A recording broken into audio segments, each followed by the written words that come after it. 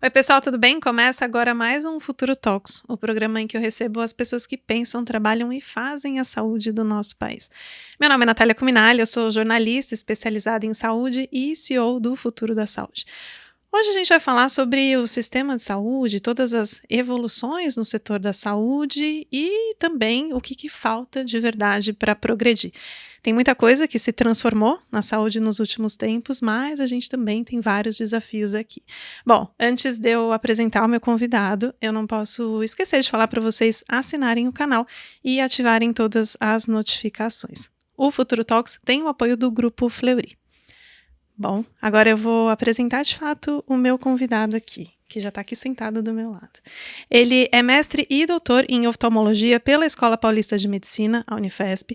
É autor de artigos na área de oftalmologia e de gestão, assim como do livro A Saúde Brasileira Pode Dar Certo, que já vai ser um tema que a gente vai falar aqui, e a Revolução Digital na Saúde, como a inteligência artificial e a internet das coisas tornam o cuidado mais humano, mais eficiente e sustentável.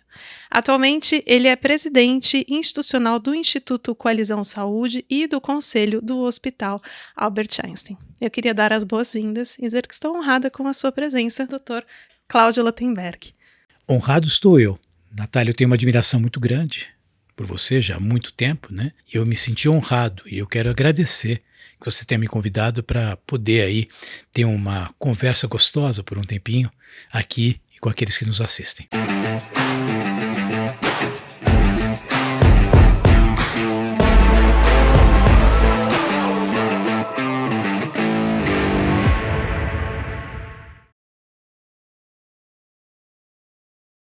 Muito bom, você viu que a gente já tem muitas pautas para falar, né? Só os temas dos seus livros dariam vários programas aqui, mas eu acho que a gente pode começar com uma questão mais quente, né? O presidente Lula recriou o Conselho de Desenvolvimento Econômico, Social e Sustentável e, recentemente, reuniu pela primeira vez o chamado Conselhão. Você faz parte desse conselho que reúne empresários, ativistas, pessoas que são referências, né, em suas áreas. Você teve no primeiro encontro que foi realizado, e aí já a segunda pergunta é, você acha que, de fato, dali podem ser pautas ou visões que ajudem a direcionar para ações mais práticas? Veja, eu costumo sempre dividir o relacionamento, e principalmente com o poder público, dentro de uma linha estruturante e dentro de uma linha compensatória. E ontem houve a primeira reunião, eu estive presente, e o presidente fez questão de acentuar, e eu falo isso sem qualquer paixão de natureza política ou vínculo com quem quer que seja, que esse conselho tinha o papel de resgatar a participação da sociedade no debate estratégico do nosso país. Isso eu acho muito importante, por quê? Porque o exercício da democracia não acontece somente no período eleitoral. O exercício da democracia depende de uma participação sistemática e, portanto, no momento que um presidente abre esse tipo de espaço, ele estava lá com seu corpo ministerial, estava lá com o vice-presidente da República e com pessoas, sim, cada uma delas com uma importância em cada um dos seus segmentos, por razões até de regionalização, diversidade, escopo de atividade empresarial. Algumas pessoas da área da saúde, eu acho que isso aí é um sinal positivo para que a gente possa, pelo menos, ter a certeza de que vamos participar. Essa é uma visão estruturante. A visão compensatória, quer dizer, é aquilo que vai acontecer no curto e no médio prazo, em cima dos debates que ali vão acontecer. Nós sabemos que é um conselho grande, não é fácil, por outro lado ele é representativo, né? O Brasil é muito grande, né? Nós temos mais de 200 milhões de pessoas, quer dizer, com 26 estados, como é que a gente faz para ter uma representatividade adequada? Mas ali também foi lançada a proposta que nós teremos grupos temáticos de discussão e possivelmente nesses grupos temáticos algumas questões que dizem respeito à área onde a gente tem uma certa expertise vão ser tratados. Estava presente a ministra da Saúde, a ministra Anísia, e ela referiu que ela vai querer, e já pediu ao presidente, ao ministro Padilha, que seja criado um grupo temático de saúde. E falar de saúde não é falar só sobre saúde na questão da assistência. Essa é a mais tangível, a mais objetiva. Mas falar sobre saúde é falar sobre empregabilidade, falar sobre saúde é falar sobre geração de conhecimento nessa frente. Então, eu, logicamente, aceitei esse convite, como todas as pessoas que estavam lá, crentes que a gente está trazendo uma contribuição para o nosso país, e sentir muito mais um corpo envolvido numa contribuição de natureza institucional do que de natureza política. É bem verdade que existem políticos e, logicamente, que eles têm, é compreensível, os seus interesses, mas me pareceu, pelo discurso do presidente, do próprio vice-presidente e daqueles que estavam lá dos ministérios, que o grau de discussão vai ser um grau maduro, estratégico e bastante sofisticado. Muito bom, eu já tenho uma pergunta assim, já tem uma próxima data, um próximo passo a partir desse encontro, doutor? Olha, eles montaram, aliás, é bem interessante porque tem uma estrutura de natureza digital, de comunicabilidade, Que legal. né, que foi criado justamente para isso. Os próximos passos vão ser liberados nesse portal, a gente vai ter a criação, pelo que eu entendi, um grupo de um comitê gestor que vai estar mais no dia a dia, né, serão 10 pessoas, não sei quais serão os critérios para a escolha dessas pessoas, se elas vão aceitar ou não, cada um tem as suas prioridades e necessidades em termos de tempos, né, mas em cima disso sai esse primeiro núcleo e depois os grupos temáticos, e tudo isso vai acontecer progressivamente.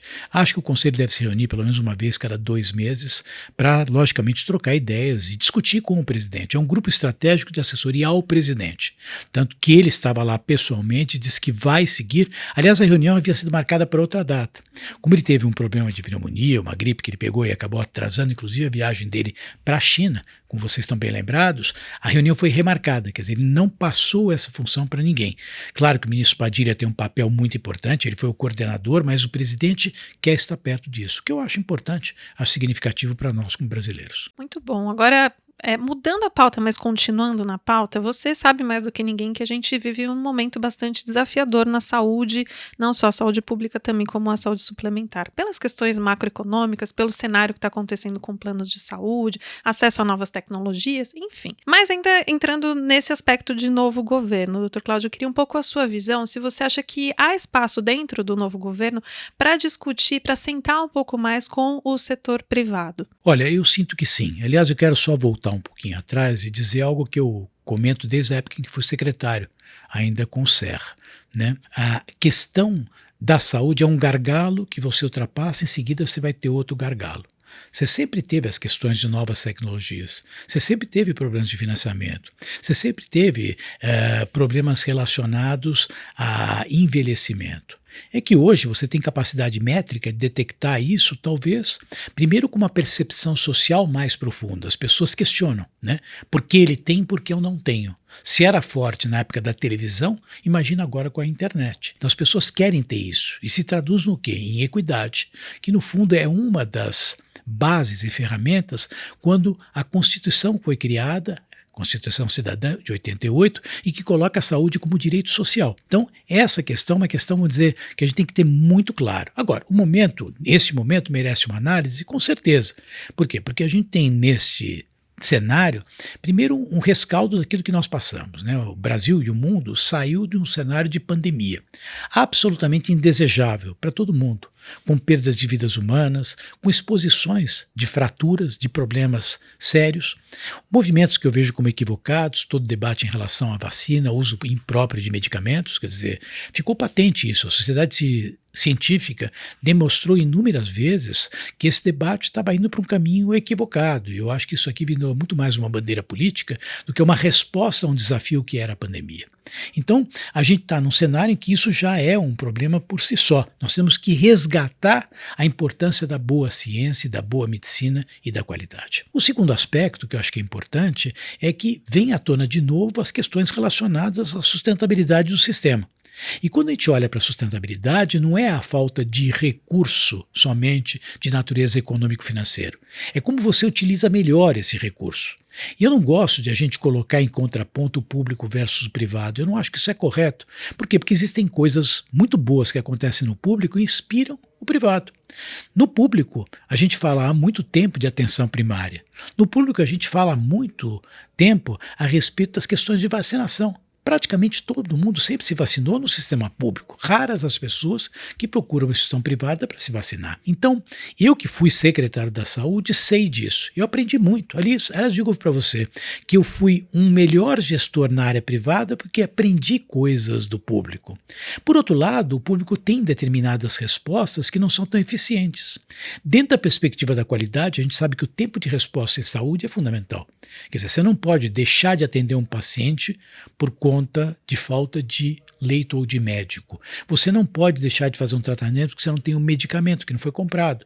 Por conta de uma licitação que tem que existir. Por quê? Porque licitação é um instrumento de transparência. Agora, ele não pode ser um impeditivo que prejudique a eficiência. Então ninguém está dizendo para não ter controle social, ninguém está dizendo para não ter transparência. Mas o que a gente está dizendo é como é que eu faço para responder à sociedade da forma como ela precisa. Existem inúmeros estudos, Natália, que dizem que o cidadão quer ser atendido. Ele não está dizendo que ele quer ser atendido pelo privado, pelo público, ele quer ser atendido. Então aí você tem um cenário onde tem que existir uma convergência para aproveitar as virtudes de todos os lados. Quando você olha para o privado, essa queixa da falta de recursos também está acontecendo. Tanto que os grandes planos de seguro-saúde começam eles a investir e a estimular os programas de atenção primária, com coordenação do cuidado. Por quê? Porque eles sabem que em 90% das vezes uma consulta que é feita dentro desse cenário, ela é resolutiva. Então, veja quanto desperdício nós temos e o quanto o privado acaba sendo inspirado naquilo que acontece no público. Eu sou entusiasta em relação a isso, você sabe que eu sempre defendi, né? As organizações sociais de saúde em São Paulo, na área da prefeitura, vieram quando eu fui secretário. Nós não podemos nos deixar levar para as organizações que não são boas, os maus exemplos, mesmo porque no mundo privado e no mundo público você tem sempre maus exemplos. E a gente não pode dizer que isso é a referência é o lado bom.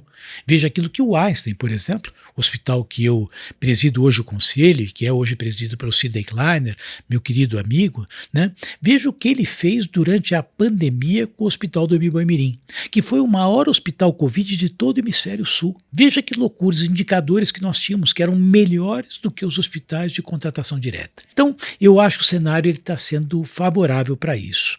No corpo do Ministério da Saúde, nada a ver com o Conselhão, a própria ministra criou um outro conselho estratégico.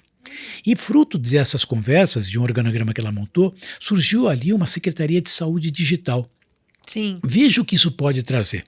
Nós que lutamos, você já me conhece há muitos anos, né? A dificuldade que foi para trazer a telemedicina para o Brasil. Sim. E aí conseguimos trazer a telemedicina, às duras penas, até por conta da pandemia, porque até então não era nem regulamentado. Foi regulamentado precariamente durante a pandemia, realmente o pessoal percebeu que estava numa mobilização tremenda, uma discussão exaustiva sobre coisas que não eram importantes, nós não podíamos ter telemedicina, coisa que já tinha nos Estados Unidos desde 1994 e no Reino Unido desde 1996. E pasmem, na Venezuela e na Angola também há muito mais tempo do que nós.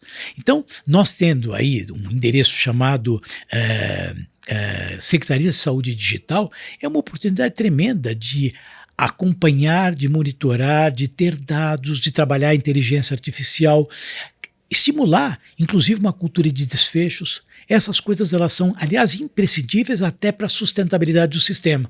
Porque aí a gente vai, de fato, pegar e ver, puxa vida, aqui eu remunero mal. Aqui merece ser melhor remunerado. Por quê? Porque isso aqui performa melhor do que a média. Então é uma cultura que está sendo construída e eu acho que é um momento importante. Eu não quero transmitir isso a um cenário de um governo.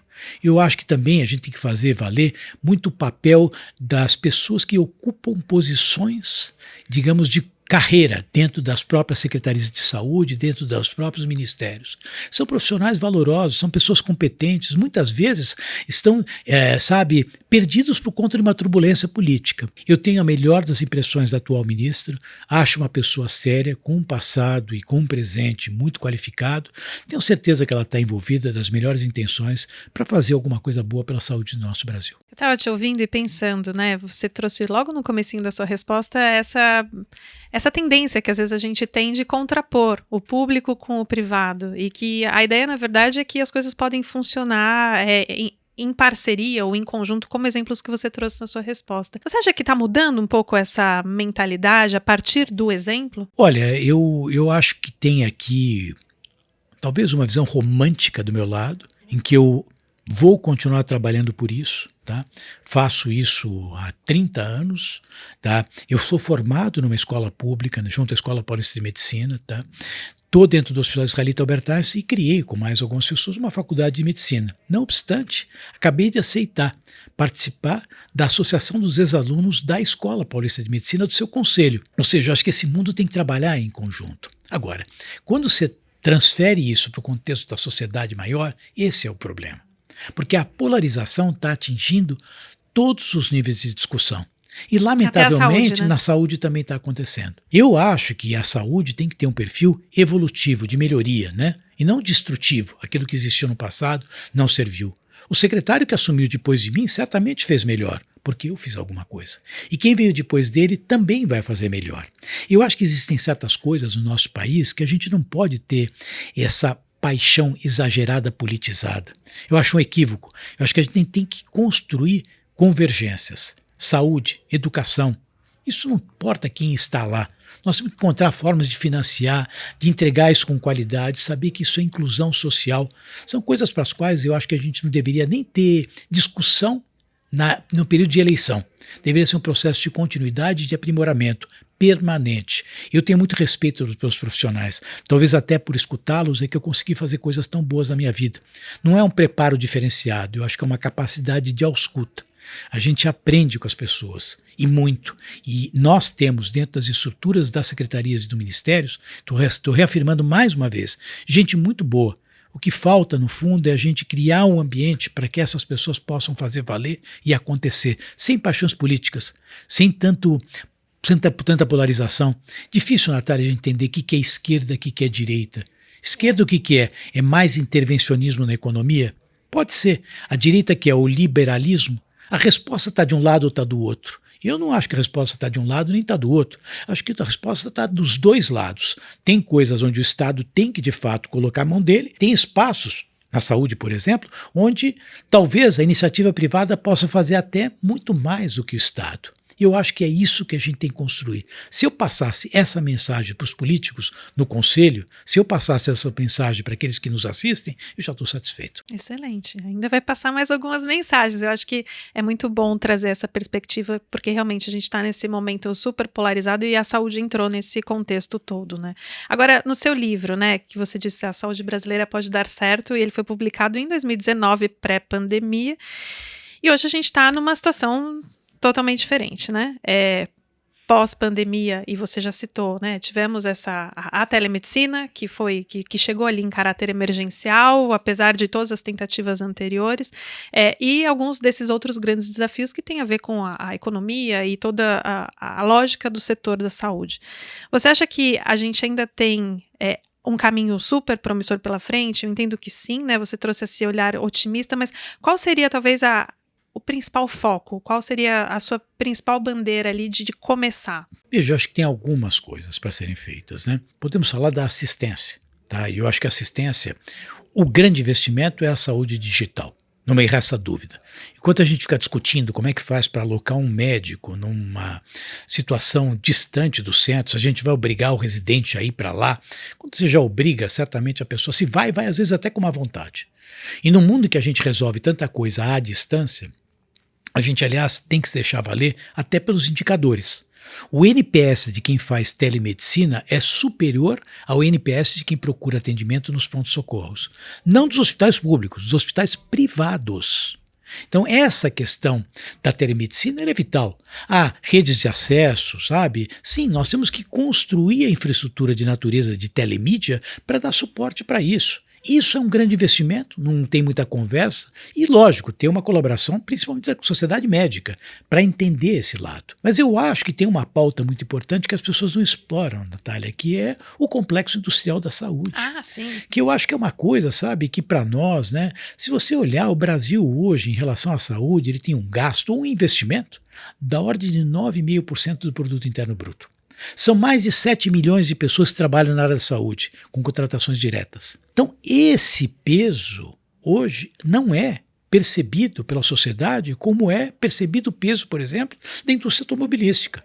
Numa época que os carros estão ficando até semi-descartáveis. Muitos acreditam que não vai ter carro em forma de propriedade, ele vai ser alugado. Então, esse espaço, sabe, esse espaço de inclusão social, esse é um espaço de geração de emprego. Nós temos que agilizar, veja, nós temos uma Anvisa que funciona maravilhosamente bem, mas ela não consegue dar a resposta no tempo. Não porque as pessoas não sejam preparadas, as pessoas são muito preparadas. Estive recentemente visitando a Anvisa, é de dar orgulho que nós tenhamos uma agência da qualidade que nós temos, mas ela tem 1.500 profissionais contratados, sendo que 600 podem pedir demissão imediatamente. O FDA tem cerca de 18.500 funcionários e durante a pandemia eles contrataram mais 3.500 extras. Nossa. Para uma população de 315 milhões. Nós temos 215 milhões. Quer dizer, existe uma desproporção óbvia aqui. Como é que a gente faz para validar? Desde receber um protocolo, analisar esse protocolo, fazer avaliações técnicas, fazer visita a instalações, tudo isso é importante. Quem faz isso, se a gente não tem pessoal? Então, eu acho que esse olhar crítico, inclusive valorização da própria indústria nacional. Nós temos um BNDES. BNDES é um banco de desenvolvimento, não é um banco para fazer empréstimo de dinheiro a juros, não é isso.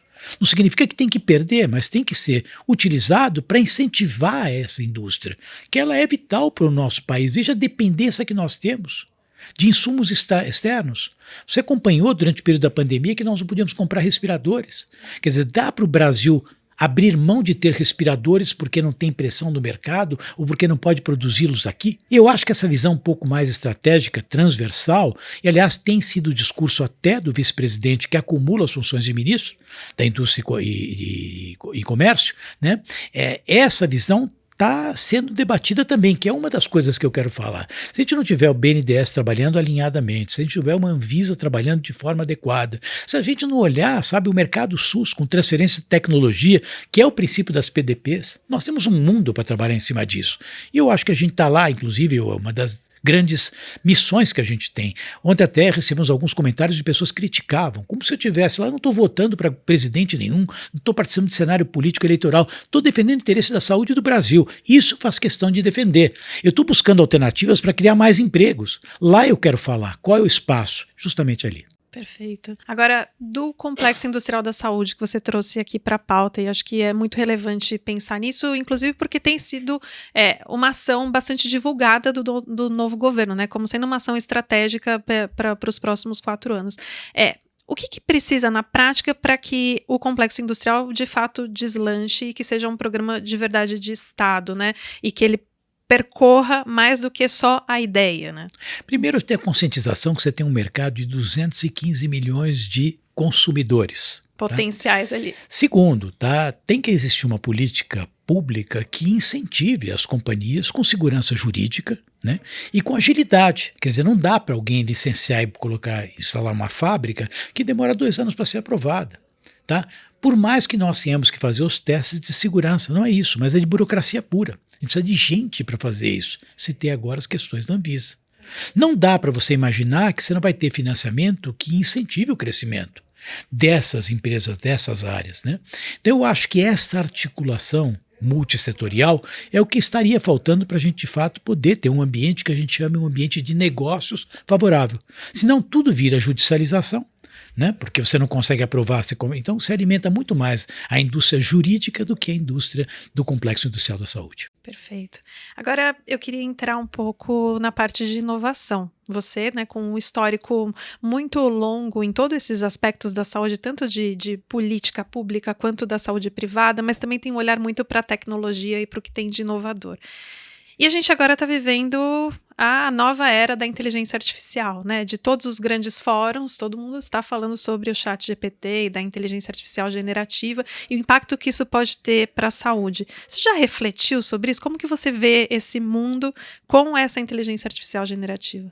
Você sabe que na semana passada, meus filhos me contaram, eles têm um tutor que orienta, eles moram fora do Brasil. E eles estavam preocupados que eles iam pedir para o tutor para ajudar a preparar uma apresentação. E eu falei para eles o seguinte: eu não estou tão preocupado como vai sair a apresentação, senão com as perguntas que vocês vão levar para o tal do tutor. A inteligência artificial, ela é fruto daquilo que você pergunta, né? Então eu acho que o primeiro ponto é Que perguntas a gente quer respondidas dentro da lógica da inteligência artificial e saúde? Quais são os verdadeiros problemas? Se é no campo da medicina diagnóstica, talvez isso possa ser feito de forma mais automatizada, porque realmente dentro dessa perspectiva você junta dados, né? E aí você vai para aquilo que é o mais provável, né? Dentro do aspecto relacional, o médico não vai ser substituído, né? E eu acho que é muito importante porque existe um aforisma, né, que diz que as tecnologias elas têm no fundo uma tendência, né? Quando elas surgem, você acha que elas são a resposta para todos os males. De repente você vê, sai uma falha, se bota em descrédito, não serve para nada, até que volta para um ponto de equilíbrio e serve para aquilo. E eu acho que a gente tem que correr rapidamente para o ponto de equilíbrio. Quer dizer, o contato humano para entender qual o melhor tipo de tratamento para um determinado câncer, tem que ser debatido com o paciente. Porque, de repente, eu posso ter uma alternativa que te dá um prognóstico de vida um pouco melhor, mas te dá uma qualidade de vida muito pior. Quem vai decidir isso? Então, a personalização, ela não é fruto da inteligência artificial. A personalização, ela depende de um entendimento, de um pacto, né? Que não adianta, você poderia mandar essas respostas e eu responder perguntas e eu responder tudo por e-mail, né? Será que teria o mesmo impacto? Não. Quanta coisa você está improvisando no meio das nossas conversas, né? Sim. E talvez seja o mais interessante de tudo que nós estamos falando, né? Aquilo que surpreende a você como alguém que me entrevista e aquilo que de repente eu trago, que não estava nem previsto, que seria parte da nossa pauta. E eu acho que a relação médico-paciente ela é insubstituível. A relação médico-paciente é aquilo que, no fundo, cria o status da confiança para as coisas que, de fato, são mais importantes. Eu sou médico oftalmologista, né, e você comentava comigo, né, e eu continuo atuando e operando e fazendo aquilo que eu faço. Eu não me sinto médico oftalmologista não melhor nem tão pior que os meus colegas. Você vai dizer, qual é o diferencial que talvez eu possa dar? Talvez na maneira como transmita, na forma como eu passo o meu conhecimento, na segurança que eu possa transmitir. Tanto que isso é muito verdade nas questões dos médicos mais seniors, né? O que eles passam? Às vezes, tecnicamente, eles não são nem tão competentes quanto os mais jovens, né? Uhum. Imagina fazer uma cirurgia, um jovenzinho que mexe com estruturas de videogame, né? Uhum. Não é verdade? Às vezes ele faz mais fácil, mas a indicação dele não é tão boa quanto o médico mais sênior. Então, eu acho que isso as máquinas não conseguem se apropriar. Eu acho muito difícil que a gente possa passar capacidade de diálogo e confiança. E a confiança é, no fundo, o que te faz decidir, né? Que a gente diz muito que a fé interfere muito, né, na saúde de uma pessoa, né? Como a fé? É rezar? Não precisa rezar. A fé se desenvolve muitas vezes também sem religião.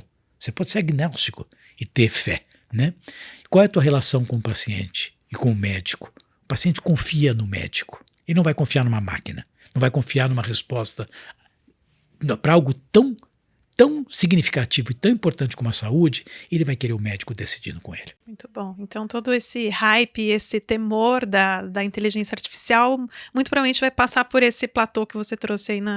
Você sabe que no passado eu li um artigo que falava do perfil dos médicos, né? Que no futuro, com os diagnósticos da maneira como estavam indo, a tecnologia, você teria médicos que seriam médicos clínicos gerais, médicos operadores que fariam cirurgias e médicos diagnosticadores. Quando o médico precisasse pedir um exame, ele não ia pedir sozinho, porque tem tanta tecnologia que ele precisava ter alguém que só entendesse tecnologia.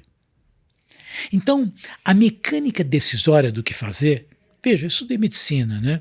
Não faz tanto tempo, embora já faça algum tempo, né? Mas as coisas básicas, eu imaginei que elas seriam básicas. Eu confesso a você que certos exames, eu tenho muita dificuldade de entender hoje se eles ainda são válidos ou se existe algo melhor. Então, essa definição desse escopo, essa mecânica decisória, por mais que a inteligência artificial pode avançar, como ela implica em algo chamado prognóstico e a decisão do paciente ela é soberana e da sua família, eu acho que isso nada poderá ser substituído do que a relação médico-paciente. Então, já que a gente está nesse tópico de relação médico-paciente, eu queria entrar um pouco na sua atuação, né, como oftalmologista, atendendo o paciente, entrando nessa relação médico-paciente. Você sentiu que houve muita mudança dessa relação médico-paciente, até por parte do que eles chegam mais bem informados e até do ponto de vista de tecnologia de hoje, por causa dos avanços da ciência e da medicina, você conseguir fazer muito mais por eles do que você podia no passado? fato? Isso não resta dúvida, né? Porque primeiro que te obrigam, você está mais atualizado ainda. E por vezes eles chegam para você com questões que você não sabe responder. E aí o espírito da humildade deve perseverar. Você tem que aceitar, discutir e dizer que eventualmente você não sabe que você vai olhar, né? O paciente hoje ele é muito mais questionador, ele traz um pano de fundo com, eu acho que conhecimento, existem exageros e saem coisas que eventualmente não fazem o menor sentido. Mas é um ambiente de relação muito mais exaustivo para eles pacientes e para nós médicos. E do ponto de vista de novas tecnologias, mudou muito a sua atuação? Centro cirúrgico, terapias possíveis? Com certeza. Veja, Natália, tu foi obrigado a entrar aí na época que você estava brincando lá no Jardim da Infância, né? Sabe que eu já assisti uma cirurgia sua à distância, né? Como repórter. Ah, é? É verdade, uma miopia. Foi Sim, primeiros, faz isso aí. muito tempo. Então, mas você sabe que eu posso te dizer, quando eu procurava o meu consultório, né, no começo da minha carreira, as pessoas procuravam o meu consultório para trocar de óculos. Hoje elas procuram para se livrar de óculos. Então eu tenho que ter um conhecimento a respeito de laser, cirurgia refrativa, que é enorme. Agora tem um outro detalhe, né? Hoje a cirurgia da catarata já não é uma cirurgia da catarata para devolver a visão, ela é qualitativa. Então o paciente quer saber como é que ele vai enxergar depois. Ou porque ele precisa enxergar muito para perto, ou porque ele precisa enxergar muito para longe, ou porque ele quer ter visão simultânea boa de longe para perto. E isso depende também de uma interação médico-paciente, porque às vezes você toma uma decisão que pode ser tecnologicamente a mais sofisticada e que não interessa para ele. Ah, não, tá bom, eu tenho 95% de visão boa para longe e para perto, mas eu preciso de 100%. Daquele tipo de lente que você colocou no olho dele não serve para ele. Outras doenças, quer dizer, pacientes com degeneração macular, né, eles ficavam cegos, né? Hoje, as formas exudativas, que representam praticamente 20% das apresentações das degenerações, elas são tratáveis. Então, com os medicamentos que você inocula dentro do olho, com injeções intraoculares, você leva esse paciente por anos, mantendo a visão. O próprio tratamento do glaucoma, que também é uma causa de cegueira irreversível, né? Existem drogas mais potentes, cirurgias melhores. Isso tudo trouxe, eu acho, um arsenal para nós que é bastante diferente daquele que eu tinha quando me formei enquanto médico. E isso acontece em todas as áreas. Quer dizer, raramente você vê um paciente que faz uma cirurgia a céu aberto. É tudo laparoscopia, é tudo robótica, né? E o próprio contexto, tá? Eu vou até voltar um pouco antes. Eu era menino, né? E aí já tem bastante tempo, né? E na realidade as pessoas diziam, não, a pessoa foi operada, está na UTI. Era um passo para morrer. Hoje você opera e fala, graças a Deus já está na UTI, vai ter alta e vai sair. Então isso mostra o contexto da tecnologia e a importância que trouxe no reflexo da atividade na vida das pessoas. Muito bom. Eu estou tentando colocar todas as pautas na nossa conversa, porque a gente tem muitos temas aqui para abordar. E aí, pensando nessas transformações, né, do passado para o que a gente tem hoje, a gente entra na pauta da cannabis. Né, eu trouxe ali alguns dos seus créditos, mas você tem muitos dos créditos, e um deles é que você hoje é sócio da Zion Med Pharma, é isso mesmo, Da né? Endogen, isso aí. Tá. E a pergunta é a seguinte, como que você enxerga esse mercado? Porque também houve uma revolução no mercado da cannabis, né? Eu não sei como que ele está hoje aqui no Brasil e eu preciso um pouco dessa sua análise. Primeiro o seguinte, eu acho que colocaram no rótulo do cannabis uma estampa chamada maconha. Tá. E aí misturam-se mundos, tá? Hoje, de manhã, coincidentemente, eu estava participando de um debate, eu falei, olha, eu não vim aqui discutir discriminação de drogas. Uhum. Não estou nem dizendo se tem que ser discriminado ou não, não é a minha opinião, mas não é o cenário. Estou discutindo uma coisa que já é muito real, que se chama cannabis medicinal. E aí você tem dentro desse capítulo também algo que envolve a própria concentração de THC. Porque baixíssimas concentrações de THC, que estão presentes no cânhamo, elas na realidade proporcionam a criação de toda uma indústria têxtil, que é um mundo enorme. E não é bom isso para o país, não é bom para criar emprego, não é bom para o critério de sustentabilidade que a gente está discutindo tanto com as pautas, né, de environment, governance e sustainability. Quer dizer, essa é uma questão que a gente tem que tratar também. Agora, o cannabis medicinal, e a gente sabe que a partir de 10% a 15% ele pode ficar alucinógeno, mas tem todo o resto, onde você já tem coisas que estão demonstradas. Então, particularmente, os casos de epilepsia refratária. O Brasil também veio muito devagar nessa discussão. De novo, volto a cannabis medicinal. Eu acho que a gente tem que incrementar isso, né? E é o que está acontecendo, né? Tem coisas paradas dentro da mecânica infralegal, tem coisas andando no parlamento, mas o fato é o seguinte, não fosse a questão do uso recreativo, possivelmente estaria sendo tratado como qualquer outro medicamento, né? Com o mercado, né?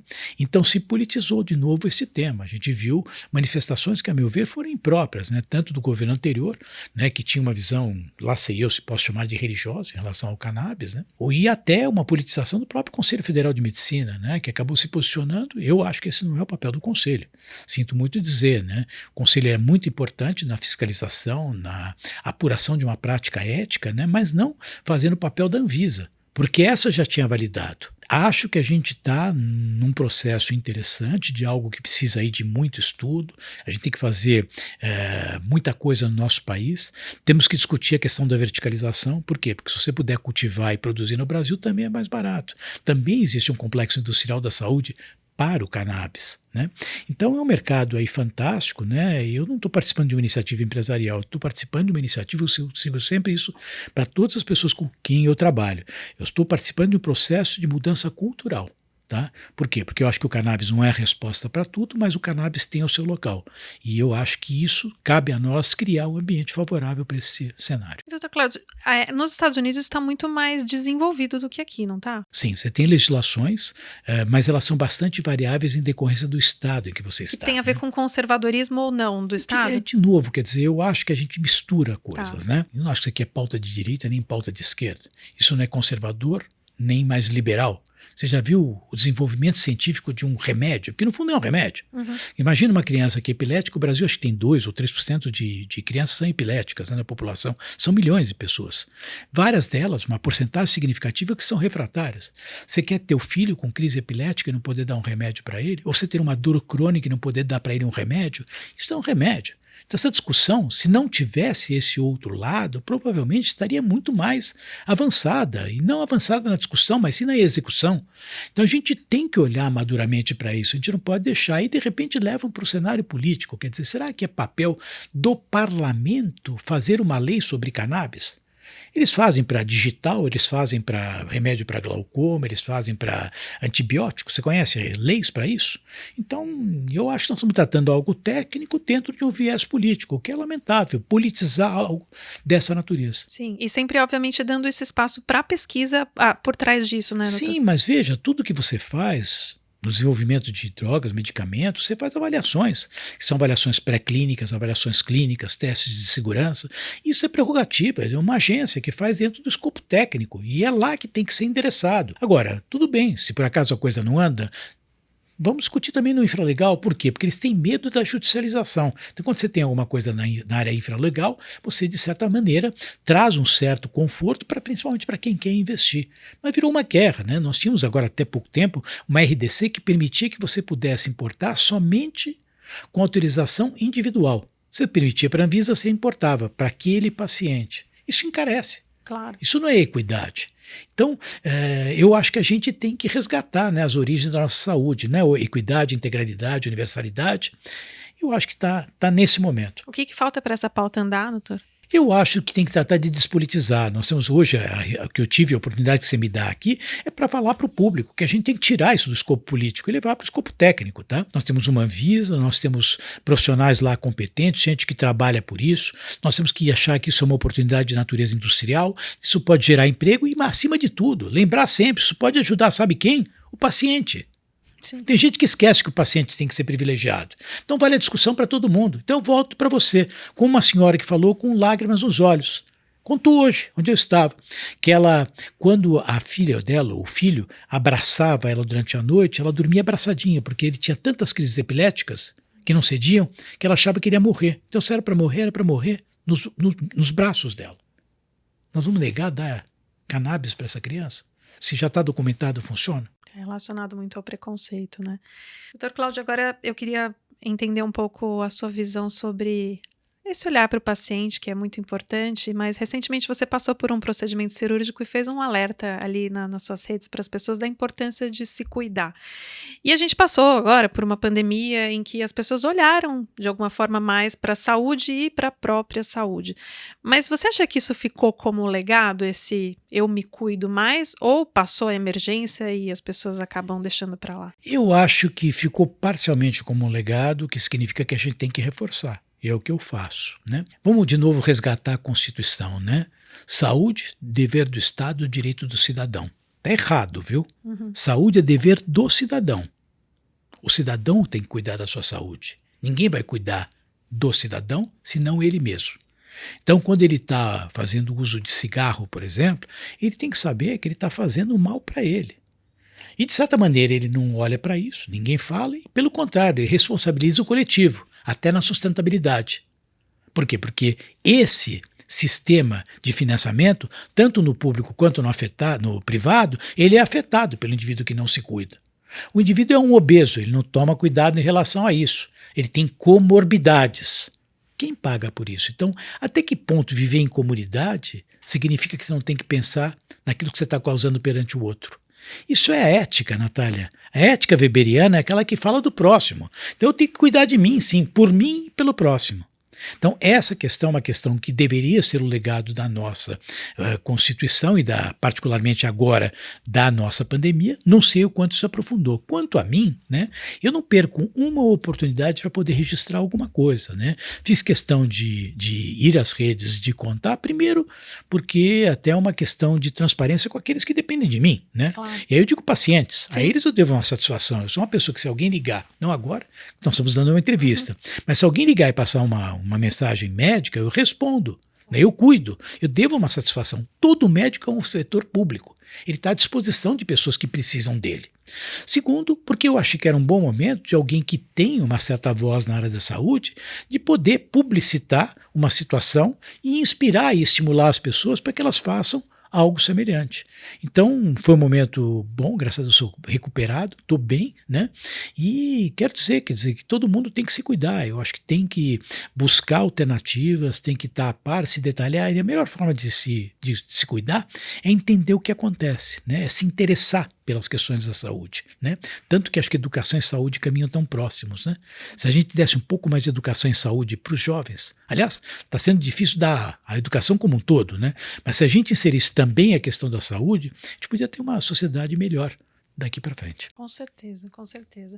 Agora, indo caminhar um pouco para o final da nossa conversa, tem uma coisa que eu sempre pergunto para os meus entrevistados aqui, que são, a gente cobre muito de perto, né, todo o setor da saúde, as transformações, os próximos passos.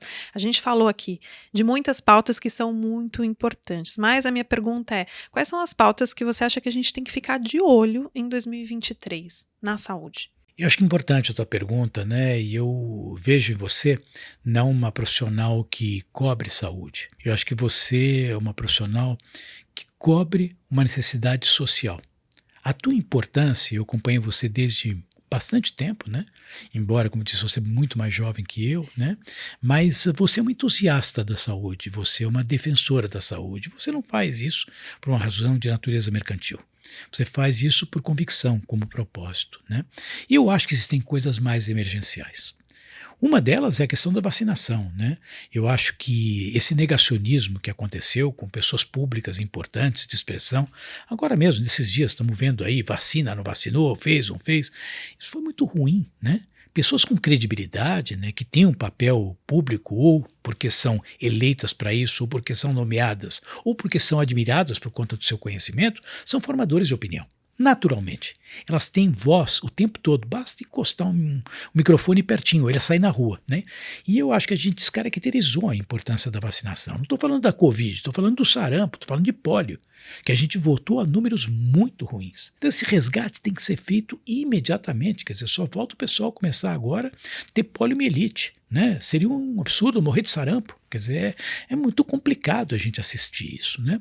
O segundo aspecto, eu acho que a gente tem que dar um crédito, tá, para governos, independente de ser esse, tá? E passar a enxergar a saúde dentro de um modelo mais construtivo e pontuar as coisas que são mais fundamentais. Acho que este é o momento da saúde digital. E aí, Natália, é o papel de pessoas como você. Por quê? Porque você tem como cobrar. O cidadão lá na frente, ele não entende disso.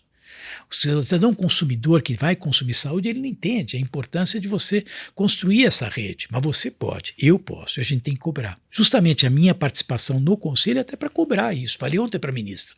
Tive a oportunidade, foi uma coincidência, eu fui me servir, ela estava do meu lado. E eu insisti com ela na pauta da questão da saúde digital e ela escutou pacientemente cada uma das minhas sugestões. E nós temos aí oportunidades. A gente tem cabines de autoatendimento médico. Quer dizer, vai dizer que falta médico? Tem, mas tem médico por telemedicina. Então, essa é uma coisa que a gente pode fazer para tirar o Brasil do atraso. Acho que é algo que também a gente deveria estar cobrando.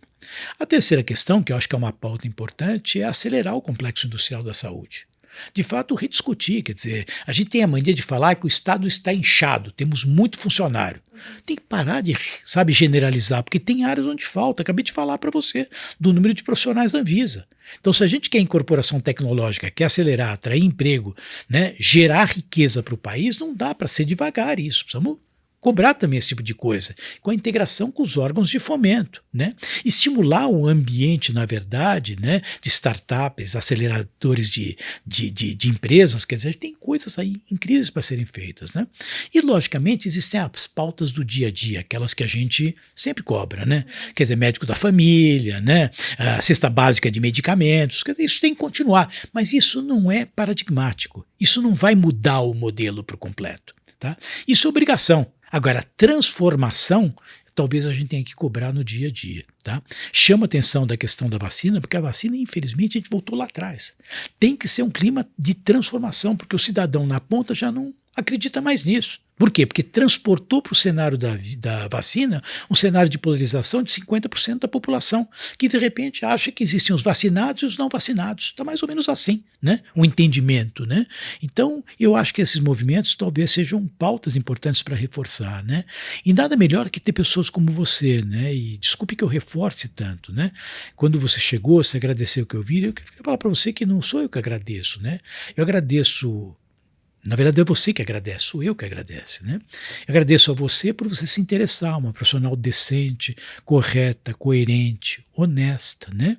Que tem um propósito, que abraçou uma causa, né? Estava até com uma pontinha de inveja que eu não tinha vindo ainda, né? Não, veio. Até me ofereci para vir mais vezes, né? Veio a gente e vai então, voltar. Eu acho que quando a gente tem pessoas como você e que estão aí dispostas, né? A gente tem que agradecer, né? Porque o Brasil precisa ter um nível de debate mais sofisticado, tá? A gente tem que parar de agredir tanto as pessoas. Né? Você falou do conselho, você me perguntou questões técnicas. Eu ontem, lógico, documentei que fui. Claro, muita gente escrevendo. Se você visse as colocações de gente até instruída, um médico, o que ele me falou, num comentário dentro do Instagram, eu não respondi, porque acho que tem certos comentários que não merecem resposta. Mesmo porque são haters, né? Uhum. Eles, pelo Instagram, eles criticam. Na tua cara te agradam, te adulam e bajulam, né? Querendo favores, né? Então, eu acho que a gente tem aí um momento para poder trabalhar mais. Eu fico muito feliz que você esteja aí pautando as pessoas e pautando as pautas. Olha, eu fico muito honrada com essas palavras de verdade. É sempre uma aula poder te ouvir e aprender com você, com todas as suas experiências, essa trajetória que você vem do setor da saúde e continua batalhando com essa mesma emoção, né? Desde sempre, desde o começo e de fato pensando nessa transformação. Então, nós somos aliados nesse cenário de transformar a saúde. A gente cobra mesmo as pautas, tem muita coisa para melhorar, mas acho que tem coisas que melhoraram, né? E assim a gente segue. Então eu queria dizer de novo, assim, te agradecer. Sei que você está convidado aqui para vir outras vezes. Finalmente a agenda deu certo.